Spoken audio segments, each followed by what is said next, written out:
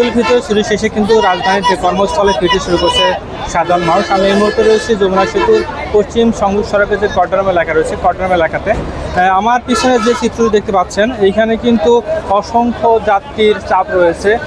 তবে আমরা যাত্রীদের সাথে কথা বলেছি, যাত্রীরা কিন্তু আমাদের অভিযোগ করেছেন যে এই বাস কাউন্টারগুলোতে কিন্তু আসলে যানবাহন সংকট রয়েছে।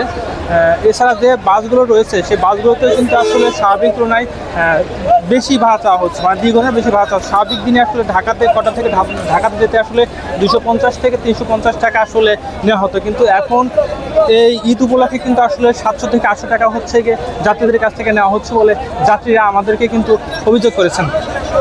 এদিকে যাত্রীরা কিন্তু আসলে বাসে না পেয়ে কিন্তু কেউ কিন্তু আসলে পণ্যবাহী যে ট্রাক রয়েছে তাকেও কিন্তু তারা আসলে কর্মস্থলে ফেরার চেষ্টা করছেন।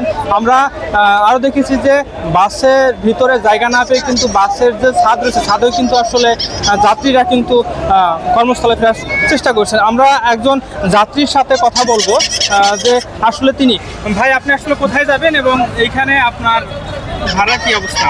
আমি তো এখান থেকে চান্দুরা যাবো আর কি। চান্দুরা তো 150-200 টাকা হলে ঠিক হয়, কিন্তু এখানে 800-1000 টাকা ডিমান্ড করতেছে ওনারা। এখন আমরা কিভাবে যাবো? ঈদের পর আমাদের মনে করেন যে সবারই হাত খালি, আর ঈদ তো চলে গেছে, আজকে প্রায় 8 দিন শেষ, 7-8 দিন শেষ, তো এখন তো এত ভাড়া হওয়ার কথা না। আমরা কিভাবে যাব? আমি তো বেতনভোগী কর্মচারী, অল্প টাকা বেতনে চাকরি করি, এত ভাড়া দিয়ে তো আমাদের যাওয়ার পসিবল। শুনছেন, একজন যাত্রী কিন্তু আসলে অভিযোগ করছেন যে স্বাভাবিক তুলনায় যে আসলে যে ভাড়া দেওয়া হয় তার থেকে কিন্তু দ্বিগুণের বেশি আসলে কিন্তু ভাড়া চাওয়া হচ্ছে। তো আমার কাছে যমুনা সেতু পশ্চিম সংযোগ সড়ক যে কটরম মোড় ছিল, এই ছিল সর্বশেষ।